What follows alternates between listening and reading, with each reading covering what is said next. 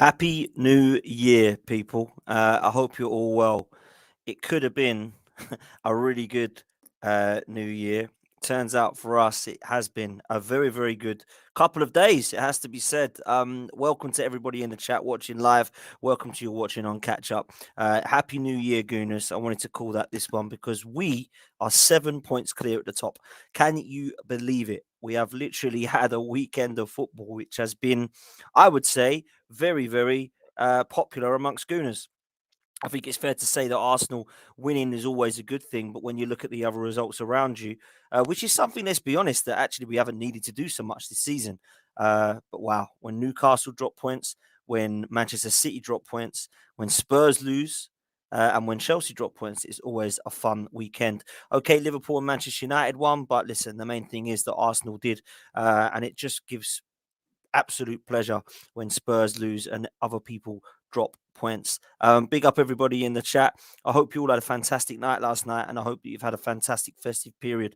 And we move into 2023 hoping that Arsenal can continue what has been a fantastic end to 2022. I think Arsenal can look back at the 2022 year and say that actually 1 year today, Arsenal were playing Manchester City at home and lost a game that, let's be honest, a lot of people would accept they didn't deserve to lose. And I think from that point onwards, we've seen for the whole of this year to the day a different Arsenal. I think the work that we're doing off of the pitch is now starting to show on it. And I keep saying that. The reason I keep saying that is because it is more to me than just playing good football and adding a few players here or there. There's been a hell of a lot that the manager, the board, the regime need praise for, as well as the players, because players always cross the white line and it's up down to them. But I think there's so much at the moment that's looking good about this Arsenal team, and we're going to break it down. I'm going to talk a little bit, though, before about what we're hearing from Spurs and some of the other clubs that have dropped points. I want to start with Tottenham because it's come out that Conte has thrown a wobbler in his interview post match and has basically said, we need to spend money if we want to be title challengers. We're nowhere near the title. Everybody else is spending money. Everybody else is doing the right thing, which basically says to me that he's not going to be given anything in January and he's going to want to go. I said that Conte would not last past his contract. I stand by that. I also said that Harry Kane would go after this year. Only having 1 year left would be silly for Tottenham to take that risk of losing him for nothing. And I stand by that. And I also stand by the fact that I said that Pochettino would replace Conte and come back.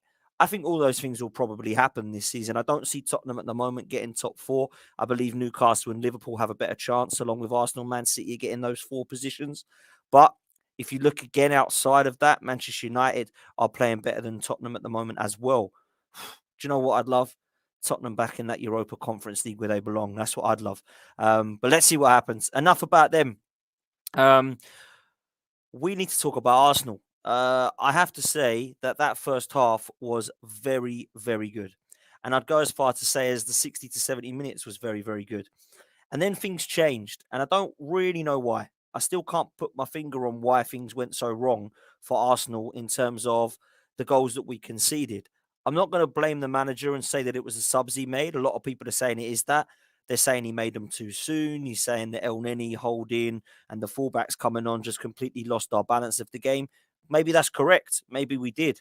Maybe Brighton are actually not a bad side and they came at us and we just couldn't afford to keep them out of it. I think Ramsdale and Saliba probably won't be too proud of their performance in parts. I think they were at fault for a couple of the goals, but I don't sit there and say that that's anything bad to take away from it. There's certainly no negatives as far as I'm concerned. 7 points clear at the top. Happy New Year. And we went to Brighton, which, let's be fair, is a hard place to go. I think the most pleasing across the whole looking at the games over the festive period of West Ham and Brighton, we've scored 7 goals. Yesterday, our front four all scored a goal. Against West Ham, our front three all scored a goal. Martin Odegaard has been magnificent in both of them. And I think when we look at that front four and the midfield trio at the moment, without Gabriel Jesus, people were worried. And in the last 2 games, I've not missed him. And I don't think that you can ever say you don't miss him because of, he's such a great player. He's so important to how we've been playing this season. But I do think that the players around him have all kept that level without Gabriel Jesus. And I think it's pleasing because a lot of people were saying the only reason Saka and Martinelli have really been so good this season is because of Jesus. I think they've closed that debate. I think they're good with or without him. And Eddie Nketiah is a completely different type of striker to Gabriel Jesus, but he's proven why he has more chance, believe it or not, of definitely scoring goals because he's more of a poacher. I can understand the similarities in terms of style to Ian Wright. He's never going to be as good as him, but I definitely understand why people talk about him as that form of a striker. It's like when people try to compare a style with a player, people then all of a sudden think they're trying to say they're as good as them. I don't ever think you can get another Ian Wright. I just thought he was outstanding. But Eddie Nketiah is that type. He's in and around the box. He's always there. He's always poaching. He's always a fox in the box type. And Righty, to be fair to him, although he could score from all sorts of goals with his head, with his left, with his right, volleys, half volleys outside the box, Eddie Nketiah definitely reminds me of him when he's in the box. He's just there, always in the right place. So I understand why people talk about that. So we start the game with a team that I was expecting.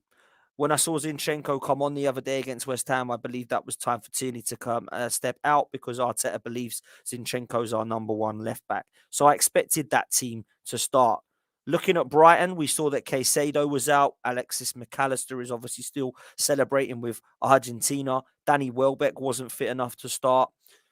And I look and I think we've got to capitalise on that. And Arsenal did. I mean, literally quick out the blocks is an understatement. We'd literally just sat down, hadn't we? And we were 1-0 up. And we never really looked um, like we were going to stop that. I thought that we would just keep going. We're going. And all of a sudden, Arsenal are 2-0 up. Now, I must break down these goals because this first goal for me is incredible from Bukayo Saka. Absolutely incredible. The pass from Zinchenko is superb because it's vision and it's first time. Martinelli's done his best to get that ball across. Saka's touch is just outstanding. The first touch and the finish is just composure.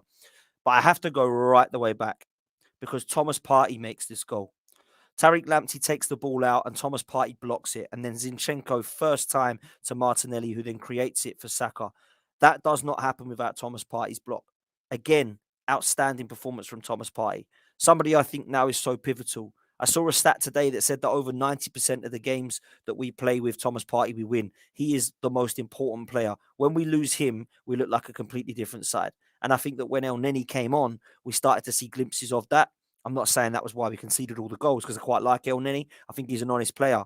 But I think when you look at the comparisons, Thomas Partey is just absolutely leaps above everybody else. When I look at why that goal happened, it wasn't just the Thomas Partey tackle, but everything that worked within it was so important. But Thomas Partey makes it. He makes that first move. He wins that ball back, breaks up that play. Zinchenko threads it forward, and the composure Saka shows is just so underrated. Don't think it's spoken about enough, that goal, if I'm honest with you. I'm starting to run out of superlatives for Saka and Martinelli, but I think when you look at the humane side, Saka, everybody that knows him loves him. They start to look at why he is the player that he is, and everybody that meets him loves him. And then you look at the stuff that he does on the pitch as well. Off the pitch is massively important in terms of mentality, confidence, how you brought up, how you act, your traits, your personality, your mentality, your loyalty, your honesty. All those things are massively important. But this kid's got all of that plus more when it comes to playing football. I just absolutely love everything about Bukayo Saka. I think he'll give 110%. He turns up in big moments in games. Definitely a big game player. And again, this is a very difficult game. You know, he scored in both games that everybody's looking at Arsenal. We're under the radar. What are they going to be like after the World Cup? What are they going to be like over this festive period? He scored 2 and 2. The kid has been absolutely electric and fair play to him. Martinelli, again, superb. And a reason why I'm going to come on to in a minute, he's so important in terms of our breakaway and our counter-attacking play. I think when we look at Martin Odegaard's performance, though, it probably is deserved of man of the match. And I think when I saw that second goal go in, I actually thought it had been deflected by one of the Brighton defenders. Now, I have to say it's poor defending from the corner from Brighton. No one's marking Martin Odegaard on the edge of the box, which is a mistake, right? Absolute mistake. But what I'll say is this. When he's had that shot and he hits that down into the ground, that is such a great thing to do. Because if you hit that as it comes to you, you can get it so wrong. So wrong. You can lift underneath it and put it into Rosette. You can smash it into defenders. You can probably get it wrong and completely scuff it and it goes behind you. There's so much you can do. If you hit that down into the ground, you're killing it off. You're taking the speed out of it so that it can actually be allowed to nestle into that top corner, which is where it went. And we're 2-0 up. And I must admit, when I saw that go 2-0, I really did just relief. It was like, oh, that's what we needed. Whenever it's one, it's never quite enough. You've seen teams before, haven't you, at 1-0, and they've been dominant and dominant. But that split chance and you're drawing. So when we go 2-0 up, I always felt that that was probably one of the most important goals because it allowed us to have that 2-goal barrier. Now, I just loved this performance. I thought it was outstanding. I really did. I was a huge fan of all of his passing, his creativity. I loved his vision. I think everything that he does is one step ahead. And I listening to the punditry from Paul Merson, and Merce said that he's like the Ronnie O'Sullivan of football. And I really understood that. Thought that was a really good analogy because he's always thinking of 3 or 4 moves ahead. Everybody else is on shot number 1, and he's thinking of how he's going to land on the black. And I think that's exactly what Martin Odegaard is about. He's a forward-thinking player. He's always trying to go drivers forward. He's looking at, for me, being one of the best players in the Premier League at the moment. And I think he's been instrumental this season. And I look at assists, I look at goals, and he has delivered 100%. Last season, he got 7 goals and 4 assists. In the 15 games we've played, he's got 7 goals and 5 assists. There we go. Already on to double figures for both. And that is what we need our attacking midfielders to do. Every season that a team has won the league, they've had a player in and around their midfield that chips in with goals. And that's exactly what we need. And the last thing I'll say before I move on to the other moments of the game with this is we are getting goals by committee. There's not one player. We don't rely on a Haaland. We don't rely on a Harry Kane. We don't rely on a Marcus Rashford. We don't rely on a Mo Salah. We have goals throughout all of our team. And that, for me, is so key. So key. So that's going to be massive for us moving forward. I talked already about Eddie Nketiah, and I think it's important, again, to mention his goal poaching. And that's basically what he did. I didn't think that Eddie did too much in the first 25 minutes, if I'm honest. I felt that other players around him were probably looking at performing a little bit better than him. But I do think that he's been key in terms of how deep he's been dropping at times. He's kind of acted more as that tip of a diamond, a little bit like Lacazette was doing before we had Gabriel Jesus. The difference is that he's got more energy and his intensity is much better than what Lacazette was. Let's be honest. I look at it and think Lacazette time was done. He was a lot more of a statue. He was old school. He wanted to stand there, hold the ball up, chest it, link it, thread it through. Eddie's not about that. But actually, Eddie's coming deeper now. Something that I think maybe he hasn't done in the past. I think he's definitely improving on that 100% for me. Martinelli for that goal. Superb. I would probably like to think that the keeper would be a bit disappointed. But I have to say that it's a poacher's goal. And when the third goal goes in, you kind of think, wow, this could be special. You know, this could really be special. Let's see how far we can go. Let's see how many players we can get on the score sheet. And we start getting a little bit cocky. Now, the reason I think this next goal from Martinelli is so important is because it looks like Brighton could at some point come into the game. And I think we have to look at our defensive frailties at times still because we seem to be okay away from home. At the Emirates, we've conceded, I think, in most games. But when I look at it, this wasn't the best of defensive performance in parts of the game. Now, going forward, we've just mentioned how great we were, and all 4 of them on the score sheet is fantastic. But Saliba, I think, in the last couple of games, has given away a penalty and been at fault for one of the goals. And I don't think it's because he's lost his head and he's useless now. I think it's because he hasn't been playing football. I honestly believe it is that. I think that when you look at him in the World Cup, he's played 40 minutes in the last 6 weeks of football. He's come back, he's not quite looked as sharp. He's just a little split second off for both of those decisions that unfortunately end up in being a goal. So I think he needs to look at his performance and think, I need to get back into the swing of it. That will come. I've got no doubt about it. He's going to have moments like this as a young defender, and he's having them at the moment. So let's see how he can bounce back from that. I think Aaron Ramsdale and him probably look at each other and get it wrong, if I'm honest. But it doesn't cost us any points, and we're happy with it. If that is the way it is, we can improve on that and not let it get to his head too much.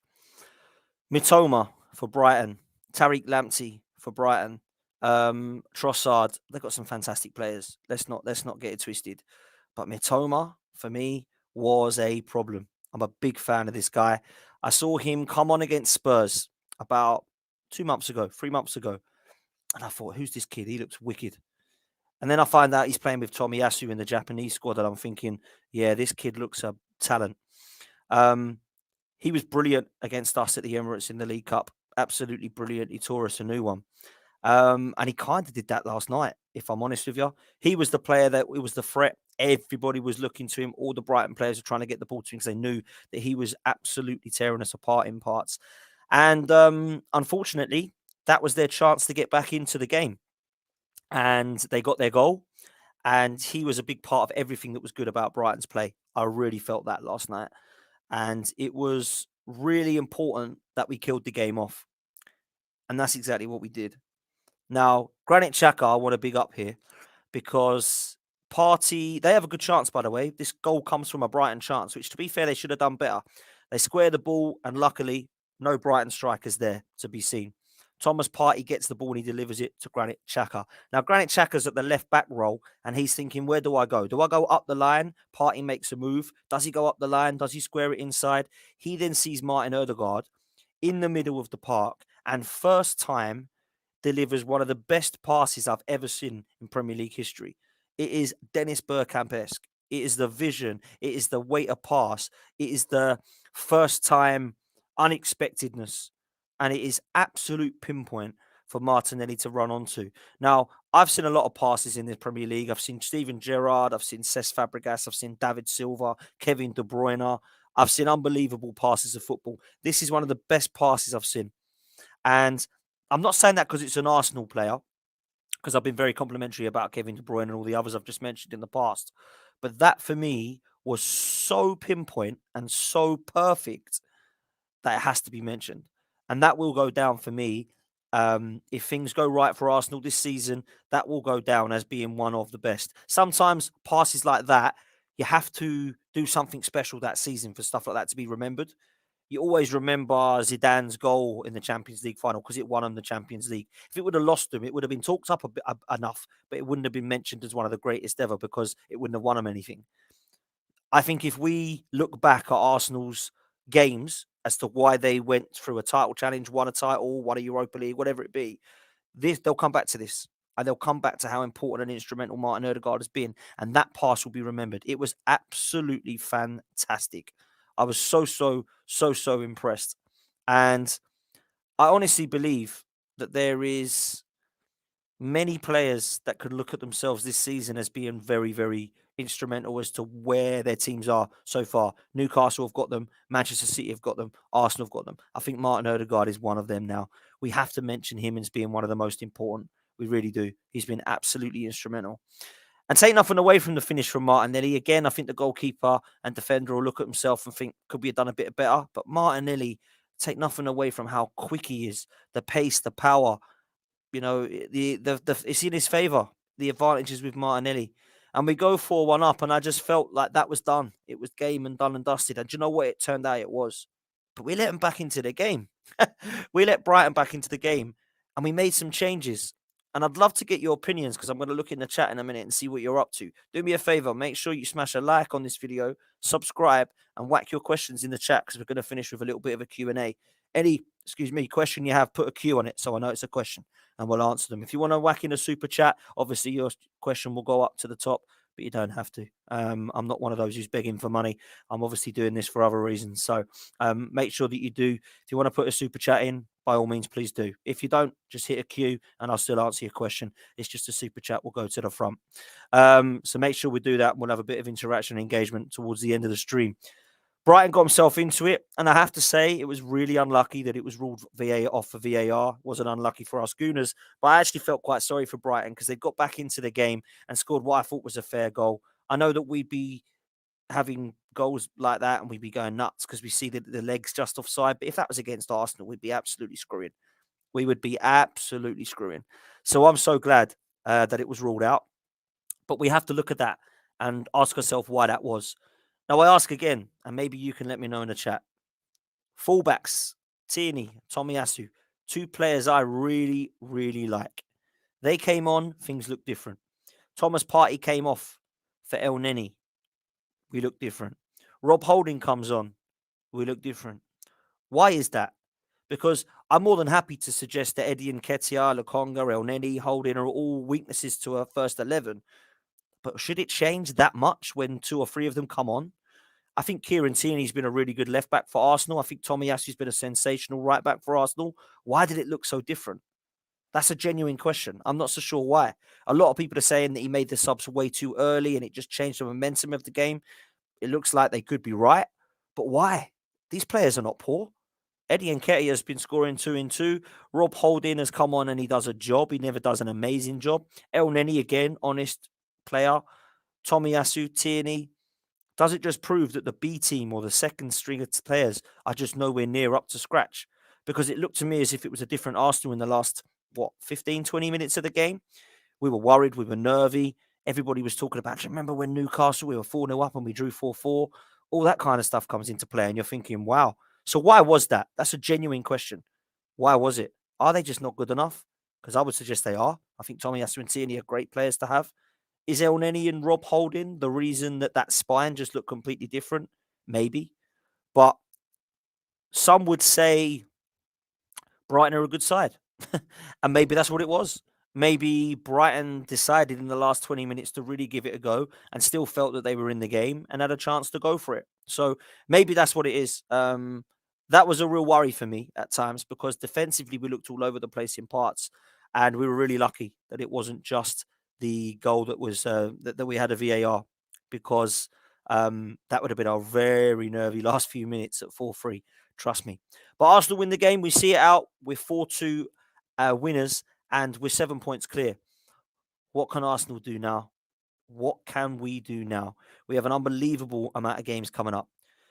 We've obviously got Oxford in the FA Cup. On Tuesday, we've got Newcastle at home in the league.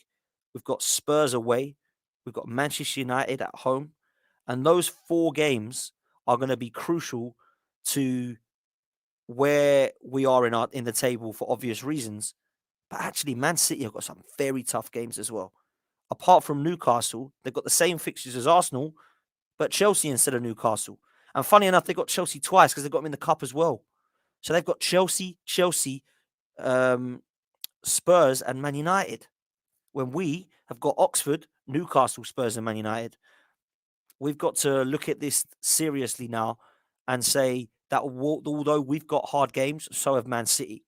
Although we've got hard games, trust me, no one wants to play Arsenal at the moment. Manchester United, Newcastle, and Spurs are not looking going, Arsenal, that'll be a nice one. So we shouldn't be either. We should be looking at that and saying that if we play the way we have been, I'm confident both of our Emirates games against Newcastle and Manchester United, we can get 3 points. I'm confident at what I saw today from Spurs to know that we're not going there this season with a team that we had that was pretty much depleted last season to try and get a Champions League place. We're going there with a different team that's at the moment title challenging against a side that looks like it's going to struggle to get into the top 4. We shouldn't be fearing them. North London derby, form goes out the window, blah, blah, blah. I get it. But we should not be going there still fearing them.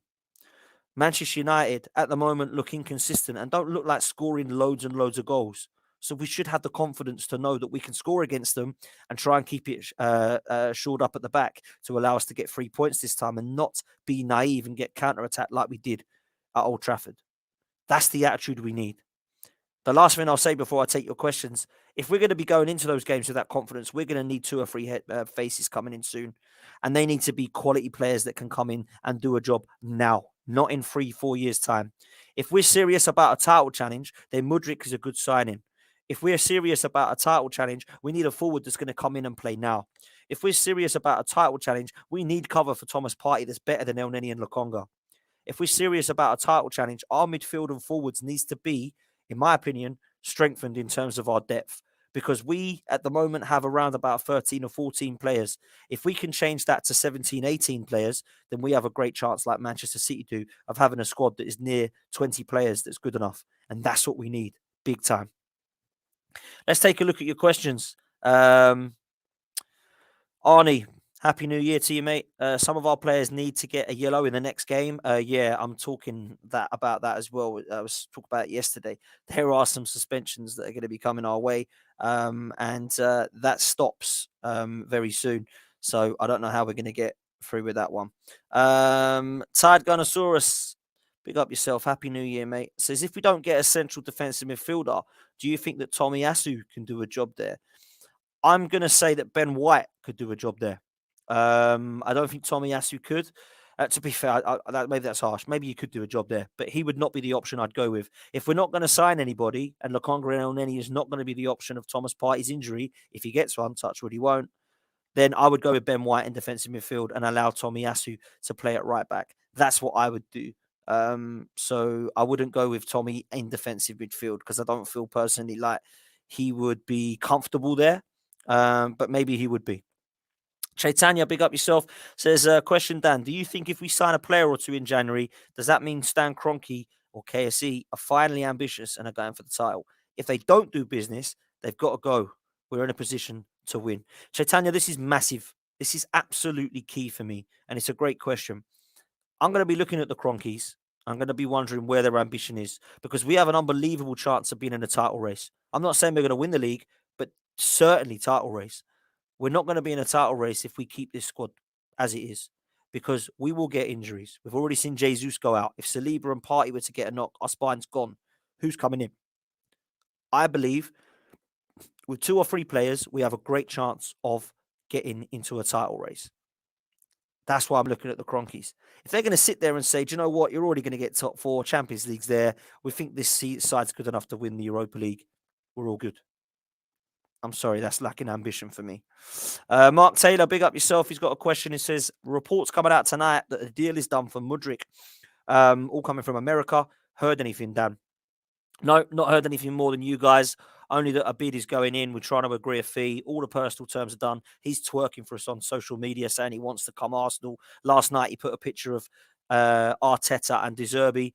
De Zerbi obviously being the coach that he used to be working under at Shakhtar Donetsk, and Arteta being the manager that he wants to work under, saying 2 top coaches. Now, if that's not, obvious enough that he wants to come to Arsenal, he's basically begging to come. So get it done, Arsenal, and bring him in because it would be a great signing. Taib, big up yourself. He says, Dan, do you think that Mudryk will replace Martinelli or Saka, or can he play in the same first 11?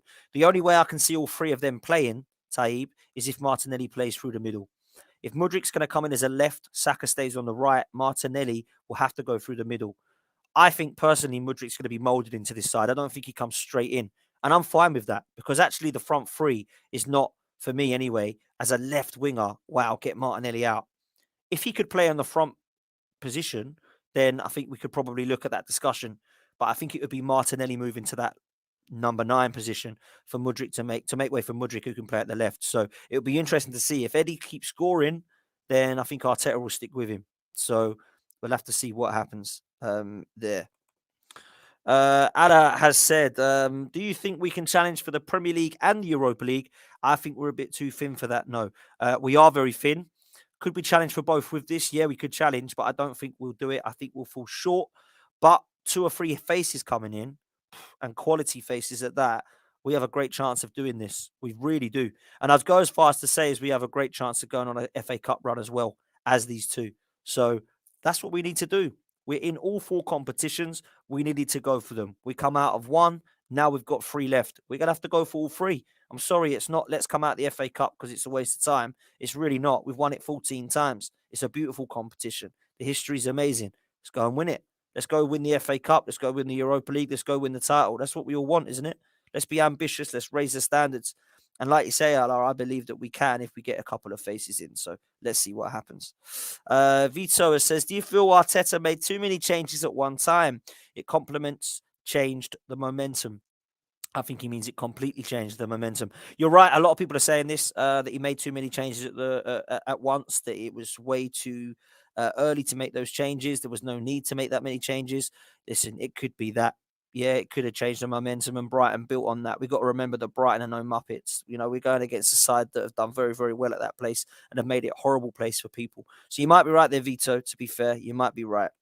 Artekas says, "Do you think that Jesus, will come straight into the team if Nketiah scores in all the games till February?" Yes, I do, because I think Mikel Arteta looks at Gabriel Jesus as the starter. But I will say he might. It wouldn't surprise me if for the first couple, when Jesus is fit, he rotates it a bit. So he might bring him on for 60 minutes. After 60 minutes, he might then bring him on for say 10 minutes, then 30 minutes, then 25 minutes, and then all of a sudden he starts. He might mold him in that way. And that's only due to the injury. I don't think that's because he doesn't feel like Jesus deserves to be in there ahead of Eddie Nketiah. But I could be wrong. If he carries on scoring and it works, then he might look at Jesus and say, "Do you fancy a fight for your place?" Let's see what happens. CM War Games says, "How many points from the next 4 Premier League games?" I'll go with what I think we'll do. I think we need to get 12 out of 12 if we were serious about title challenges, though none of those teams should beat us at the moment. Okay. I think that we will beat Newcastle at home. I think that we will take a draw at Tottenham due to the North London derby, due to their having a bit of a fortress at their stadium when it comes to us.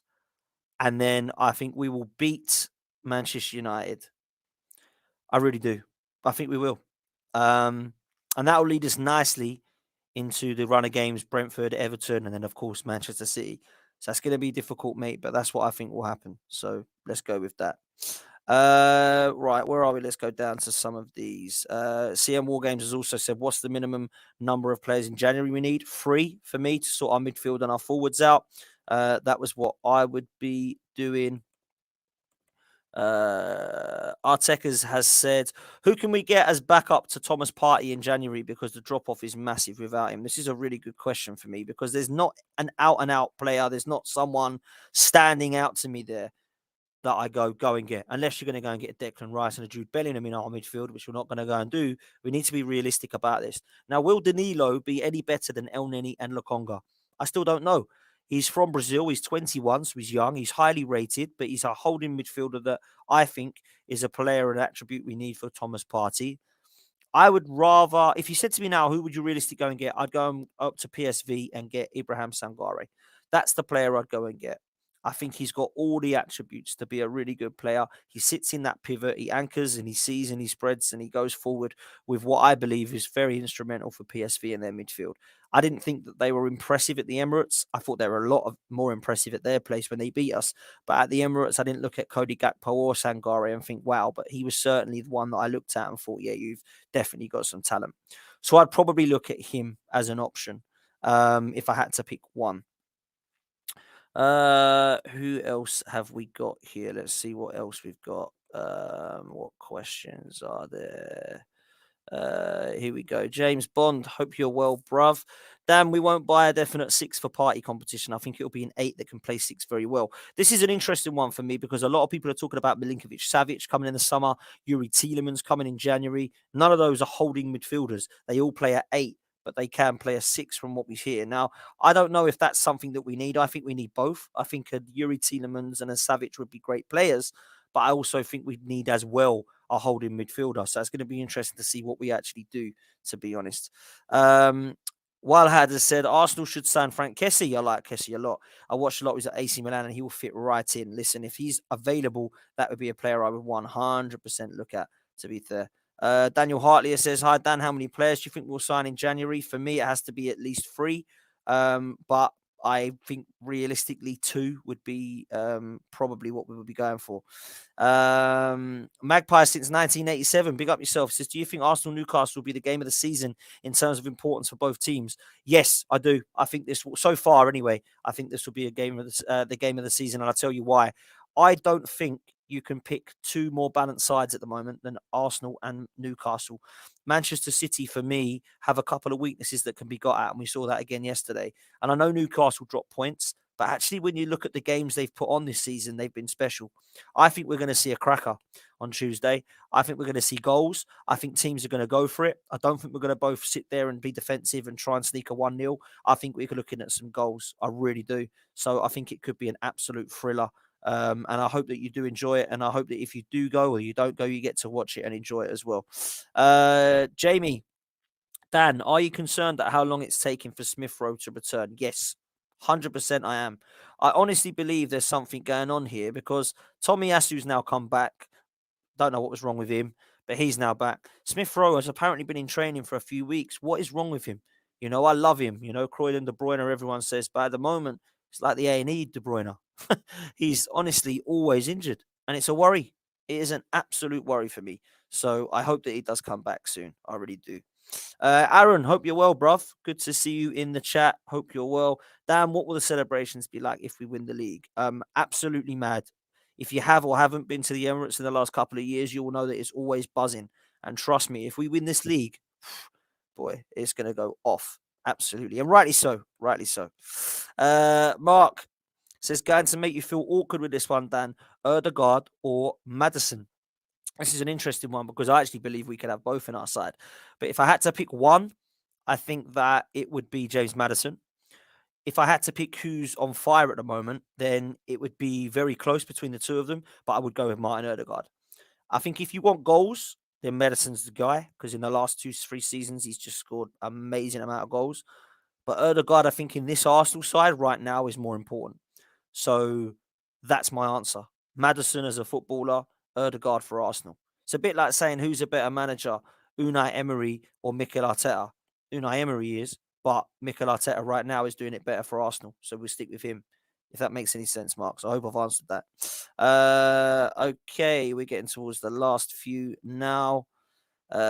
Ethan, big up yourself. Thanks for the super chat. It says Newcastle's the toughest game out of the next three. I agree with that. I 100% agree with that. I think when you look at it, we've got really difficult fixtures in the Premier League left. We've still got Newcastle to play twice, Manchester City to play twice, Everton to play twice. There's some teams we haven't even played yet. And that's not even going to the Uniteds and the other teams. The teams fighting for relegation. Second half of the season is completely different. Everton, I've got to play them twice. That should be 6 points. They've just picked up a point at the Etihad. They're struggling. They're fighting for their life. Wolves are going to be. Leeds are going to be. Southampton are going to be. Forest are going to be. Bournemouth are going to be. All that second half of the season stuff, they could be completely different teams to the ones we faced in the first half. So this is going to get very, very tasty. So big up yourself, Ethan. I totally agree with you, mate. I'm going to take a couple more before we close. Here we go. Magnificent Jaffa. Dan, do you think we should bin off Europa League to compete for the Premier League title? Absolutely not, mate. If you ask me now, what do I want to win? Of course, it's the Premier League title. Who wouldn't want to win that? But for me, European glory is massive. And if we can prove to people that we can do not just one thing amazing, we can actually do on top of that European trophy as well, then wow. Do I think that we've got enough squad to do both? Don't think so at the moment. But if we added 2 or 3 players, then yeah, we could do 100%. We could 100%. Let's take one more, shall we? Before we wrap up. Tad Gunnosaurus, let's close on yours. Which of our loan players would you recall? Absolutely none of them. The reason I wouldn't is because the ones that are doing well, it would be foolish for us to disrupt that and bring them back. For example, Florian Balogun is doing very, very well in France. I don't want to call him back because he's banging them in. I want to go and buy a striker or go and buy a forward player. I don't want to get Balogun back. I'm quite happy to leave him out on loan. From what I'm hearing, Charlie Patino's doing very well. But other than that, I don't really know much about what the others are up to. I think Austin Trussey's having a good season with Birmingham. Norton Cuffy, I believe, is doing quite well, our right back. I think that Maitland-Niles, from talking to the Southampton lads, is being okay. Also, you have Pepe, who's doing what he does in France, which is flatter to deceive, some would say. So there's nobody at the moment that I look at and go, yeah, bring them back. But it's a good question. It's a really good question. And we'll end on this from a Manchester City fan. Fuad says, Dan, I'm not confident this season. If we could win the league, our back line is worse without Ruben Dias and Laporte. and then Walker and Cancelo. I agree. That is your best back four. I 100% agree with that. I think Kyle Walker at right back, Cancelo at left back, and Diaz and Laporte is probably your best back line. I'm a big fan of John Stones, but I do think that's your best back four. But I do think you've got a great chance at the league still, mate. So trust me, just because you've dropped points at Everton, don't be downhearted. You've got an unbelievable striker and an unbelievable side with a superb manager, mate. So it's going to be very, very difficult for anybody to get ahead of Man City. Whoever finishes ahead of Man City will win the league, I think. And I hope that's going to be Arsenal at the end of it. Guys, we're going to finish it there. I want to say a huge thank you to everybody at this channel. Please smash a like. Please subscribe if you haven't done so already. I'm on my way to 7K. I'd love to get to 7K in as early as the end of the first month or so in 2023. Please help me to get there, people. It means the world. I want to say thank you to everybody for your help and support for this channel in 2022. And hopefully you'll be able to join me for my journey in 2023 moving forward. We're going to have some shows coming up. Don't worry. We're going to have the Race for Europe show. Lawless, Tobes, Lewis, Errol, Dan United, Pete, all the guys are going to be joining me, and then we're going to have the Premier League fan debate show as well. I'll be back on my own doing Arsenal content, and I'll probably have a lot of Arsenal influencers over the next few days that we're going to be doing some bits with. Come and join us over at Lee Judges TV as well, because we're doing content there, and also you'll see me on AFTV. If you do want to follow me, it's at DanArsenal87. Please smash a like on your way out. We'll see you next time, and as always, up the Arsenal, and Happy New Year, people. Take care.